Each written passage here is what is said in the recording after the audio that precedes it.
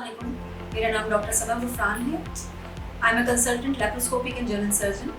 Currently, I'm working as an assistant professor of surgery in Akhtar Saeed Medical Dental College, Lahore, and practicing at Surgical Hospital and Farooq Hospital, Westwood, Lahore.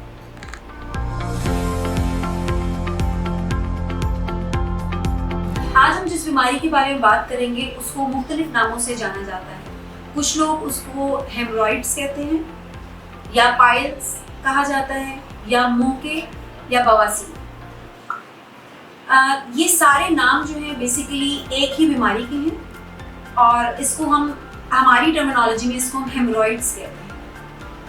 अब बात कर लेते हैं haemorrhoids की वजूहात की.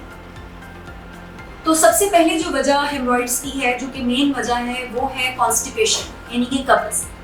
पखाना करते वक्त जोर लगाने से हेमरॉइड्स की शिकायत हो जाती है आगे ज़िंदगी में जाकर. या कोई भी ऐसी कंडीशन बॉडी की जो आपका पेल्विक प्रेशर इंक्रीज कर दे, जस्ट लाइक प्रेगनेंसी.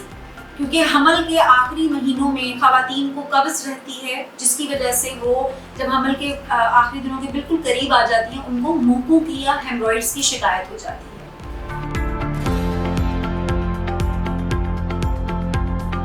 अब हम बात करते हैं कि मरीज़ क्या महसूस करता है या मरीज़ को क्या शिकायत होती है. तो सबसे पहली शिकायत जो मरीज़ मेरे पास लेके आते हैं वो ये है कि उन्हें फ्रेश ब्लड आता है पखाने के रास्ते. वो ब्लड कमोड में या फ्लश पैन के अंदर पखाना करने के बाद कतरों की सूरत में गिरता है. और जो दूसरी शिकायत जो मरीज़ ज़्यादातर बताते हैं वो ये है कि उनको मकद के रास्ते कुछ बाहर आता महसूस होता है. सो ये बेसिकली दो इम्पॉर्टेंट सिम्टम्स हैं जो ये बताते हैं कि ये हेमरॉइड्स है.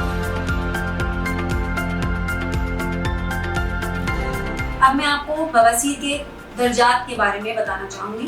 बवासीर के बेसिकली 4 दर्जात हैं, यानी कि ग्रेड्स ऑफ हेमरॉइड्स हम इनको कहते हैं. पहले दर्जे में मरीज़ को सिर्फ खून की शिकायत होती है, कब्ज़ के साथ उनको खून की शिकायत होती है. दूसरे दर्जे में मरीज़ हमें बताएगा कि खून तो आता ही है, लेकिन उसके साथ मरीज़ को महसूस होता है कि पखाना करते वक्त कुछ जिस्म से बाहर आ रहा है, यानी कि मकद के ज़रिए उनको कुछ बाहर आता महसूस होता है. फिर आते हैं हम तीसरे दर्जे की तरफ, जो ग्रेड 3 हेमरॉइड्स हैं. उसमें मरीज़ को पखाने के साथ कुछ आता महसूस होता है और मरीज़ उसको अपने हाथ से मकद के अंदर वापस डालता है. सो खून की शिकायत और ये कि मरीज़ को कुछ बाहर आता हुआ महसूस होता है और वो खुद हाथ से अंदर डालता है, वो 3rd डिग्री ऑफ हेमरॉइड्स है. 4th डिग्री यानी कि जो उसका सबसे आखिरी दर्जा है, उसमें जो आपका मोका है वो बाहर ही प्रोलैप्स कर जाता है, यानी कि वो बाहर ही रह जाता है और वो हाथ से भी अंदर नहीं जा पाता. सो ये हो गई 4 दर्जात बवासीर के.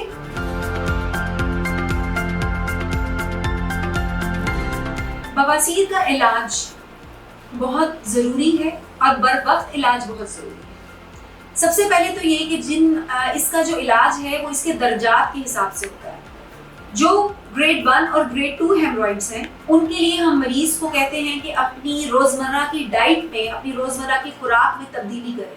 यानी कि उन्होंने पानी ज़्यादा पीना है, उन्होंने वक्त पे रात का खाना वक्त पे खाना है, और उन्होंने इसबगोल का छिलका इस्तेमाल करना है, और हाई फाइबर डाइट, यानी कि जिनके अंदर जैसे रोटी है वो उन्होंने लेनी है, चावल कम कर देने हैं. वो पूरा एक डाइट चार्ट मरीज़ को दिया जाता है कि इसको फॉलो करें ताकि उससे कब्ज़ की शिकायत ना हो.